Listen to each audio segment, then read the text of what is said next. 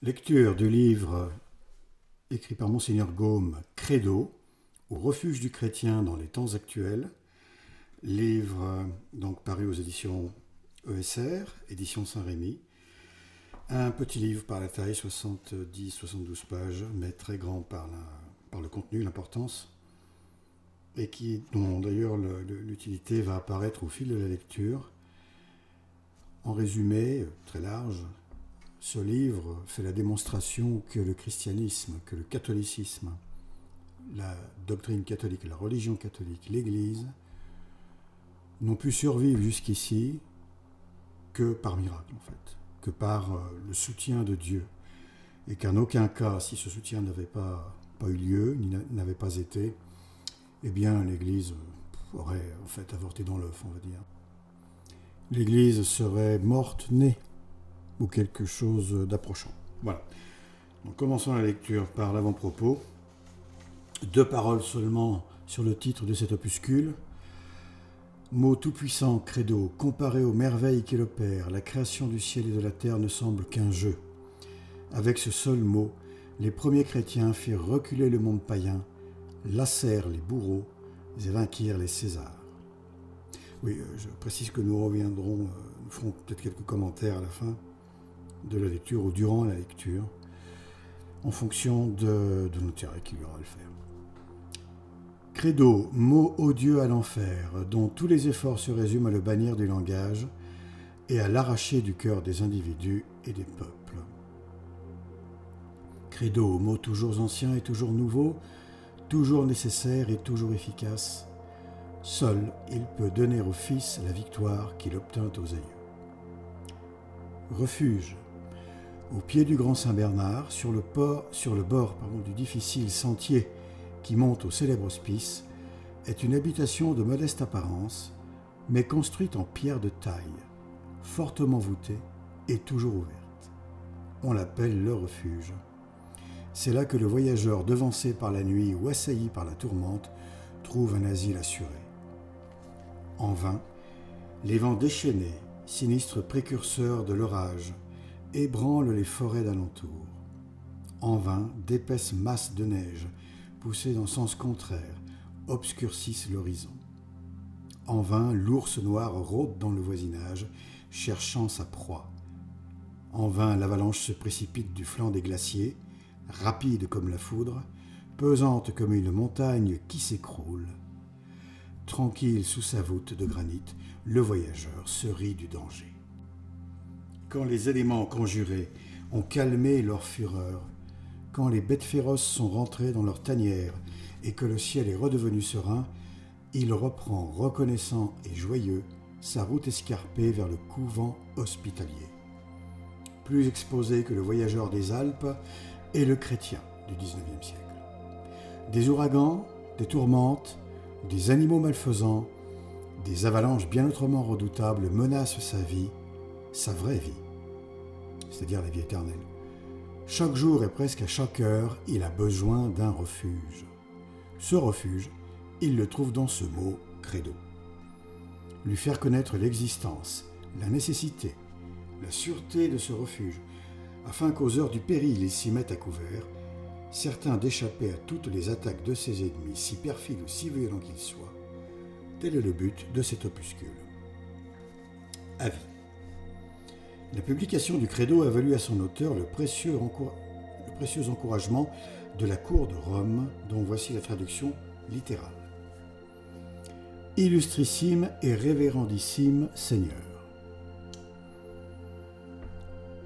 L'établissement et la propagation du christianisme est un fait qui, par son évidence, exclut toute espèce de doute et qui s'écarte tellement des règles de la prudence humaine que refuser d'y reconnaître l'action irrésistible et souverainement miraculeuse de la toute-puissance divine, c'est se condamner, comme dit saint Augustin, à admettre un miracle plus grand que tous les miracles. La divinité de l'instituteur et de l'institution, une fois établie, s'écroulent d'eux-mêmes tous les sophismes contre la crédibilité des dogmes, toutes les prétentions mensongères contre la possibilité d'accomplir les préceptes. Bien mieux, plus les objections deviennent pressantes, plus le miracle devient manifeste. La raison en est qu'il demeure impossible de détruire et de nier un fait dont la durée, tant de fois séculaire, prouve chaque jour avec une nouvelle évidence la réalité de l'action divine. Aussi, notre très saint Père, le pape Pie IX, vous félicite d'avoir choisi ce moyen le plus expéditif de tous et le mieux à portée de toutes les intelligences pour abattre d'un seul coup tous les monstrueux systèmes d'erreurs qui, de jour en jour, nous envahissent, pour affermir les fidèles et pour mettre à néant toutes les arguties des sophistes.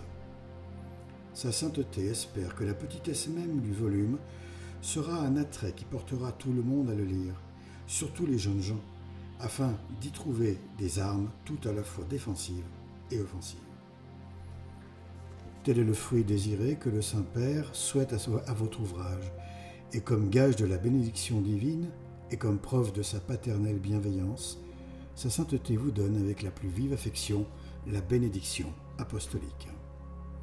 À ces choses que je suis chargé de vous annoncer, je me trouve heureux d'ajouter l'expression de ma reconnaissance particulière et de mon respect, en priant Dieu qu'il vous comble de ses faveurs et de ses grâces. Je suis, illustrissime et révérendissime Seigneur, votre très humble et très dévoué serviteur. Rome, 8 mai 1869, frère Mercurelli, secrétaire de sa sainteté pour les lettres latines. Des évêques français et étrangers, des supérieurs de grands séminaires, des prêtres distingués, des religieux, des hommes du monde, se sont empressés d'exprimer à l'auteur leurs félicitations sur l'opportunité de la publication du Credo. Quelques extraits pris au hasard feront connaître le caractère de ces témoignages. Puisse le vœu du Saint-Père au sujet de la diffusion rapide et étendue de votre nouveau petit traité, le Credo, s'accomplir partout, et spécialement en France, où les exemples récents de l'école de médecine et de l'école normale laissent deviner quelle désolante doctrine fermente au cœur d'une partie de la jeunesse. Votre credo est la meilleure réfutation de Renan et de tous les incrédules passés, présents et futurs. Nous le lisons au réfectoire. Nos pères en sont enchantés. Il devrait être dans toutes les maisons d'éducation. Votre petit credo est le plus sûr préservatif contre l'impiété qu'on puisse offrir aux jeunes gens, aux jeunes personnes et à tous ceux qu'effrayent de gros livres. Je lis avec autant de plaisir que de profit votre nouvel opuscule. Il me paraît si utile que je m'en suis fait propagateur. Pendant le carême, nous lisons chaque soir quelques pages du Credo. Nos bonnes gens en sont ravis. Votre démonstration de la divinité du christianisme est claire, courte, éloquente, irréfutable. Nulle part je n'ai vu exposer avec tant d'éclat le raisonnement péremptoire de saint Augustin sur la nécessité de recourir au miracle pour expliquer l'établissement du christianisme. Quiconque lira cet opuscule dira sans hésiter, s'il veut être sincère, Credo. Je l'ai lu d'un seul trait et je ne trouve pas d'expression pour vous dire tout le plaisir que cette lecture m'a fait éprouver. Voilà, fin des citations. N'ayant pas voulu faire un ouvrage d'érudition de cet opuscule destiné à toutes les classes de lecteurs, nous avons omis les citations. Si on désire connaître les preuves sur lesquelles s'appuie l'histoire de l'établissement du christianisme, il suffira de consulter Bullet, Histoire de l'établissement du christianisme, de Colonia, La vérité du christianisme, prouvée par les auteurs païens, Mamachi, Origines et Antiquitates Christianae, Baronius, Annales Ecclesiastici, année 3430, Tacite, Histoire, Plinius Atrajanum, Suetonius, Invespa, etc., Saint-Justin, Tertullien, Arnob, Minucius Félix, Cels, Porphyre, Lucien, et le catéchisme de persévérance, dont cette publication de circonstance est en grande partie une page détachée. Chapitre 1er. Raison de cet écrit. Nombreuses comme les atomes de l'air, funestes comme les miasmes des marais pestilentiels, des erreurs de tout genre circulent dans l'Europe moderne. Excepté aux plus mauvais jours de l'ancien paganisme, rien de pareil ne s'est vu. Ces erreurs atteignent aujourd'hui leur dernière formule: rationalisme, panthéisme, matérialisme, athéisme, naturalisme, césarisme, sensualisme, positivisme, socialisme, on peut rajouter communisme, évidemment, solidarisme, spiritisme, qui était appelé autrefois satanisme, car le spiritisme n'est rien d'autre que du satanisme, avec tout ce qui s'associe au spiritisme. Table tournante, les cartes, etc., etc. C'est un appel aux démons, aux anges déchus, et rien d'autre. Il n'y a aucun fluide, Ode ou Odile, tout ce qu'on veut. Non, il n'y a que l'action des démons, ce sont eux qui font tourner les tables, qui les font monter au plafond, qui font tout ce qu'on veut, léviter, quoi que ce soit, bouger des armoires, des meubles, des trains, bref. C'est l'action des démons qui prophétisent entre guillemets, qui mentent sans arrêt, qui disent une vérité, c'est pour cacher des mensonges encore beaucoup plus gros et plus importants, etc. Toutes ces pratiques, les appels aux morts soi-disant, etc., sont à proscrire, à bannir, sont interdites par Dieu et par l'Église évidemment. Elles sont extrêmement dangereuses, amènent sur les individus qui pratiquent ces horribles choses et les sociétés et les familles et les peuples des malheurs inconcevables. Et on en voit aujourd'hui, bien entendu, on en a un très large panorama à l'époque où il y a un revivalisme, on va dire une renaissance en quelque sorte de toutes ces pratiques immondes, quelle que soit l'incrédulité d'ailleurs de ceux qui les pratiquent, qui se livrent à ces actions. Voilà, et il suffit de regarder Internet, il y a tout ce qu'il faut, les châteaux hantés, tout ça, enfin voilà. La voyance et compagnie. Reprenons la lecture. Avec une activité sans exemple, la parole, les arts et la presse les propagent. Ces prodigieux moyens de communication, inconnus des siècles antérieurs aux nôtres, semblent n'avoir été inventés que pour leur servir de véhicule plus varié et plus rapide. Chaque soir, 1000 chars de feu partent de Paris, de Londres, de Vienne, de Berlin, des grandes et même des petites capitales, emportant des cargaisons de doctrines empoisonnées qu'ils déposent dans tous les lieux où ils passent.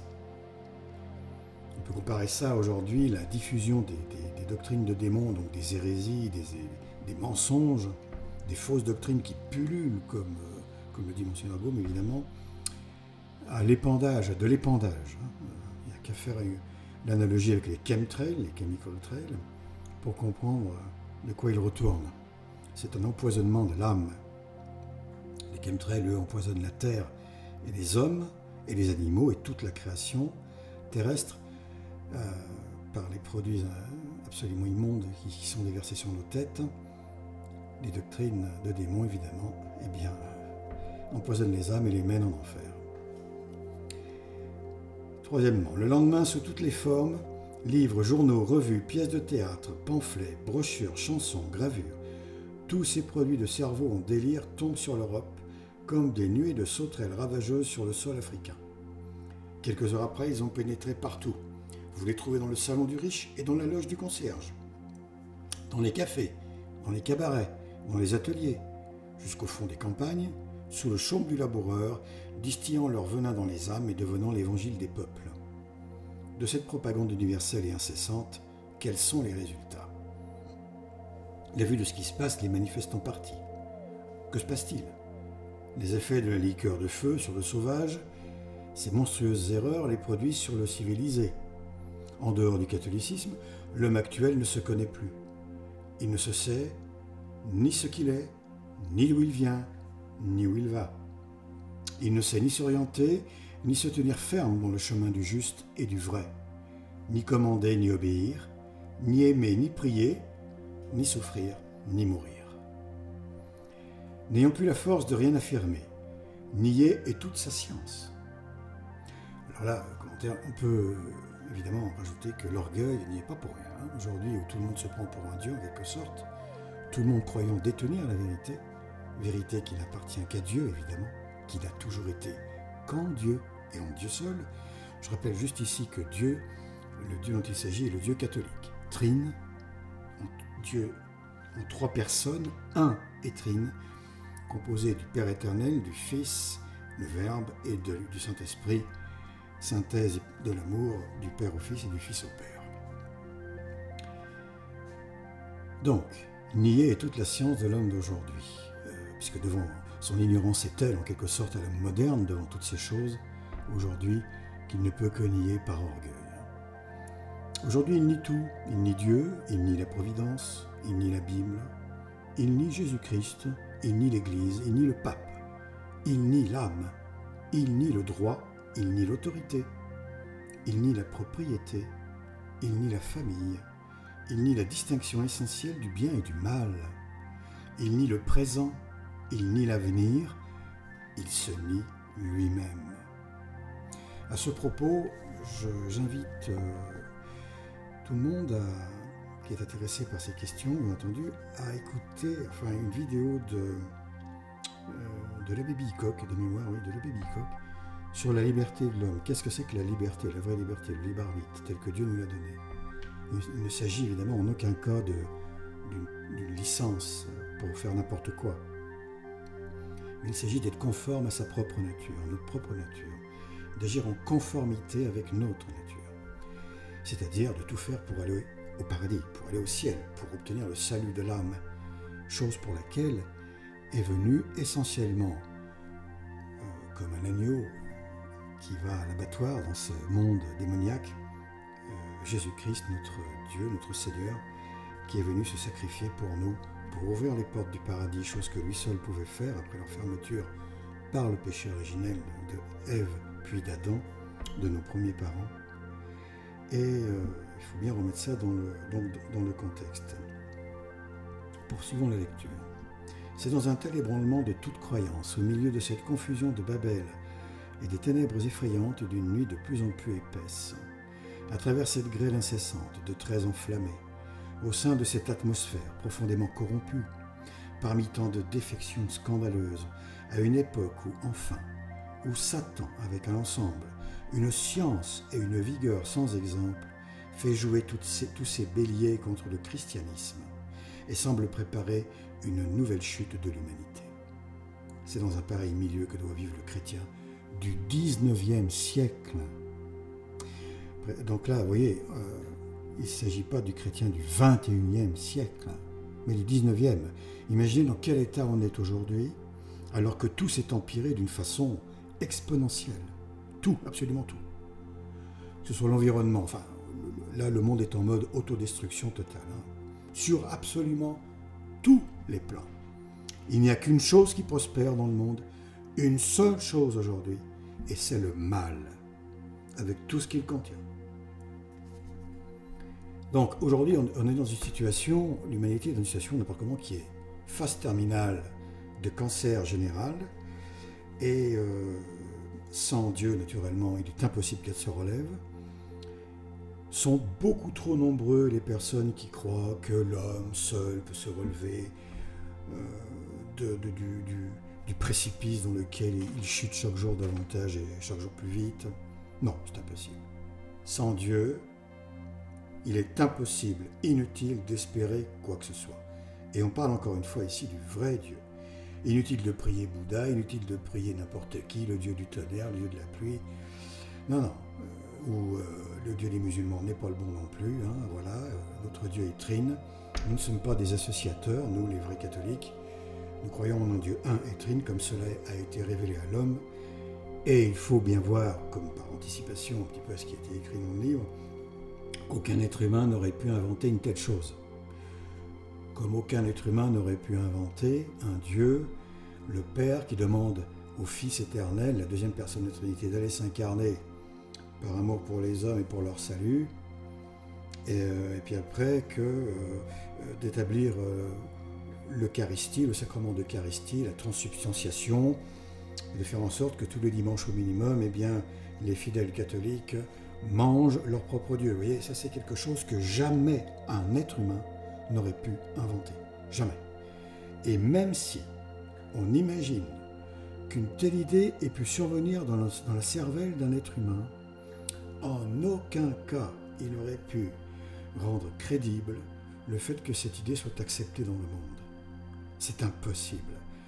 il en aurait, admettons, parlé. Imaginons une personne qui invente ça, de toutes pièces, un Dieu trine, etc., l'incarnation, l'Eucharistie, tout ce que l'on connaît du catholicisme aujourd'hui. Mais tout le monde lui aurait dit, mais t'es complètement fou. Tu es complètement fou. Comment veux-tu monter une religion, imaginer une religion aussi dingue, aussi insensée? Non, c'est impossible, personne ne te croira, tu seras tout seul dans ta religion, tu seras le seul pratiquant de ta religion. Voilà. Bon, on voit bien donc que tout cela est parfaitement miraculeux et que ce n'est pas une invention de l'homme, mais bien une vérité qui dépasse complètement l'intelligence, la conscience de l'homme. Voilà, c'est comme ça, il faut l'accepter. L'homme n'est qu'une petite créature de rien du tout. Si elle se prend pour ce qu'elle n'est pas, eh bien, c'est les malheurs assurés. Continuons la lecture. Vivre pour le chrétien, c'est conserver sa foi, intègre, inébranlable, agissante. Comment accomplira-t-il ce miracle? Fermer les yeux pour ne rien voir? Les oreilles pour ne rien entendre? Impossible. Commentaire, ça, cette attitude-là, eh bien je crois qu'elle est beaucoup trop généralisée. Beaucoup trop. C'est une attitude assez lâche, il faut le dire, irresponsable, un manque de maturité, un manque de virilité de l'âme. L'âme catholique est une âme très virile. Le Seigneur l'Église nous enseigne que, par la voix de Jésus-Christ, que Saint Jean le Baptiste a été l'âme la plus virile qui s'est incarnée sur la terre.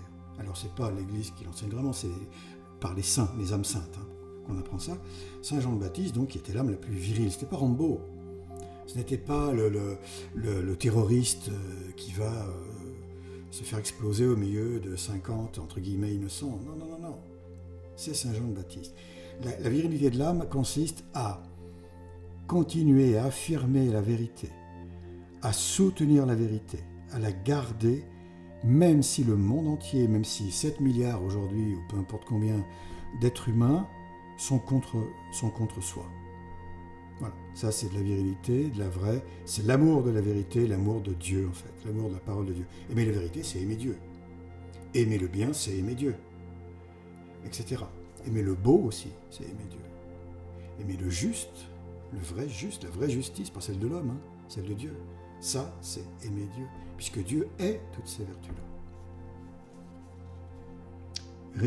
Continuons la lecture, réfuter une à une de paroles ou de pensées les innombrables erreurs qui l'assiègent et qui chaque jour changent de masque? Impossible. Cette situation, il faut en convenir, fait peur et pitié. Peur et pitié avant tout pour les jeunes générations qui, ne pouvant comparer le présent au passé, s'endorment sans défiance sur l'idée que le monde est dans son état normal et que les périls d'aujourd'hui ne sont ni plus grands ni plus nombreux que les périls d'hier. C'est remarquable, ce petit passage est remarquable. Il s'applique à merveille, encore plus aujourd'hui, peut-on dire, qu'à l'époque de Monseigneur Gaume au XIXe siècle.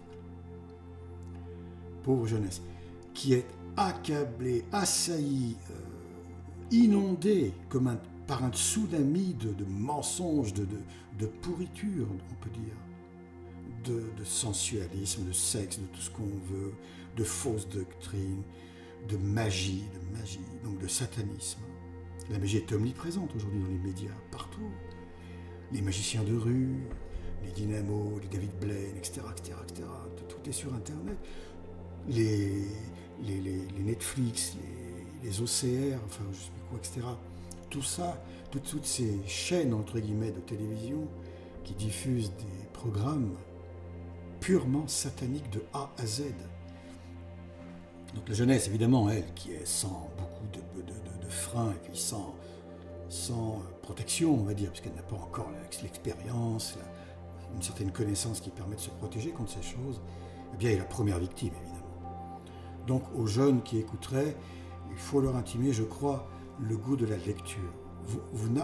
On apprend, je crois aujourd'hui que par certaines vidéos, naturellement, et je ne saurais faire mieux la promotion de la chaîne vaticancatholique.com qui n'a rien à voir avec l'Église, enfin pas l'Église, la secte diabolique qui a envahi Rome et toutes les structures physiques de l'Église depuis Vatican II, vaticancatholique.com, qui est une chaîne YouTube qui diffuse énormément de très bonnes vidéos, beaucoup de vérité, et qui peut s'avérer fort, fort utile pour tout le monde.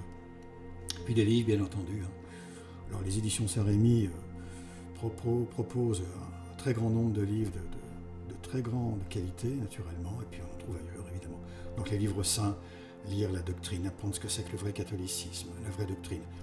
Et c'est un régal, parce que c'est d'une grande beauté, d'une intelligence évidemment transcendante, et on sent qu'on est là dans les bras de Dieu, en quelque sorte, dans les mains de Dieu. Continuons la lecture. Peur et pitié pour le chrétien faiblement instruit des choses religieuses et tout absorbé par les préoccupations terrestres.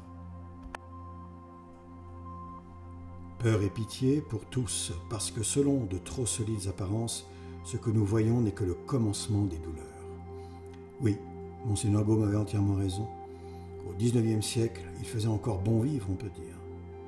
A suivi le XXe siècle, avec ses deux grandes guerres épouvantables, qui ont servi avant tout à supprimer, à éradiquer de la surface de la terre un nombre inconcevable d'âmes chrétiennes, pour faire large. Un nombre incroyable de catholiques, jeunes et vieux. Ces deux guerres mondiales ont été comme deux énormes messes noires, énormes sacrifices, commandités par Satan et ses sbires, évidemment. Continuons la lecture. Que faire pour sauver ceux qui veulent encore être sauvés? Leur procurer un refuge assuré et ouvert à tous. Un bouclier facile à porter et à l'épreuve des meilleures armes de l'ennemi. Une ancre de miséricorde qui retienne leur barque immobile au milieu des flots agités et la présence du terrible naufrage où tant d'autres périssent et périront. Sauf erreur, un pareil service n'est-il pas aujourd'hui la première des aumônes, la plus urgente des nécessités? Quel sera ce refuge, ce bouclier, cette ancre de salut? Le raisonnement? Non. Dans un siècle, le sophisme est roi. Le raisonnement n'a point ou que peu de valeur. Son scalpel d'une main, son été noir de l'autre, le premier sophiste venu vous attaque les arguments les plus solides. Il les obscurcit, les dissèque, les dénature, les élude et finit par les livrer aux risées de la foule ignorante ou lettrée. Ici, on peut faire une petite analogie avec, par exemple, une grenouille. Nombreux sont ceux qui ont fait l'expérience de disséquer une grenouille à l'école, dans leur jeunesse. Eh bien, si l'on dissèque la grenouille, et qu'on enlève tous les organes et qu'on les étale sur une table, les organes étalés ne ressemblent pas du tout à une grenouille. Ça ressemble à des organes étalés, et puis c'est tout. Mais assemblés de la façon dont Dieu l'a voulu, ça, avec évidemment toute la coordination là, eh bien là, la grenouille apparaît. Eh bien là, le gars le sophiste qui va agir avec son scalpel, celui qui a décidé d'entrée de jeu, sans même savoir si on lui présentait une vérité ou un mensonge, de tout disséquer, parce que sans son raisonnement à lui, n'est-ce pas, rien ne peut être prouvé. Il n'y a que lui qui peut démontrer que c'est vérité ou mensonge ou erreur. Il n'y a que sa petite intelligence qui peut faire ce travail. C'est l'homme de l'antifoi, si l'on veut. C'est-à-dire c'est l'individu qui croit accéder à la vérité par lui-même, puisqu'il croit que la vérité est en lui-même, et non pas en Dieu. Ces gens-là, s'ils persistent, sont perdus. Ce sont les modernistes. C'est ce qu'a dénoncé Saint Pie dans son encyclique Pascendi, qu'évidemment tout le monde devrait lire. Mais continuons la lecture. Que faut-il donc? Des faits de quelle nature? Des faits qui d'une part offrent un repère inexpugnable aux chrétiens, assaillis par le doute, et qui d'autre part enferment le champion de l'erreur dans un cercle de fer, d'où il ne puisse sortir que par deux issues, la foi ou la folie. Je répète, parce que c'est le cœur du livre. Que faut-il donc? Des faits? Et de quelle nature? Des faits qui, d'une part, offrent un repère inexpugnable aux chrétiens assaillis par le doute. Donc, on va parler ici, par analogie, d'une clairière dans la jungle des doctrines démoniaques, une clairière où la belle lumière du soleil de Dieu brille enfin, une clairière où il n'y a plus les lianes, les ronces, les animaux sauvages, etc., qui sont là pour vous griffer, vous attaquer, les moustiques et tout ça. Non, toutes ces choses étant les fausses doctrines de démons, dont le monde pullule. Et dans cette clairière, donc, on est enfin en sécurité, on a enfin accès à cette foi, le don de Dieu, qui permet d'éliminer à 100% parfaitement le moindre doute. Donc, des faits qui d'une part font repère inexpugnable aux chrétiens assaillis par le doute, et qui d'autre part enferment le champion de l'erreur dans un cercle de fer, d'où il ne puisse sortir que par deux issues, la foi ou la folie. Au lieu d'un grand nombre, on comprend que le mieux serait d'avoir quelques faits seulement. Un seul, s'il pouvait suffire, serait la perfection. Or, ce fait existe. Et sur cet unique fait repose immobile, comme la citadelle bâtie sur le roc, le credo du chrétien. Immense, il remplit le monde et s'impose de lui-même à la foi de l'humanité. Lumineux comme le soleil, il n'exige, pour être compris, ni raisonnement, ni étude, ni fatigue. Il ne demande que des yeux. Inflexible comme l'axiome des géométries, il ne laisse aucun subterfuge à l'erreur. Inébranlable comme les pyramides du désert, il est un château fort, d'où la jeune chrétienne de 15 ans peut défier toutes les attaques du sophisme, quel que soit le cerveau qui l'enfante, les lèvres qui l'expriment ou la main qui l'écrive. Redoutable comme une armée rangée en bataille, il a toujours été, il est encore, il sera éternellement le cauchemar de l'incrédule. Quel est ce fait? Nous allons le dire. Et c'est ce que nous verrons dans la prochaine vidéo, au deuxième chapitre de cet ouvrage. Merci, à bientôt.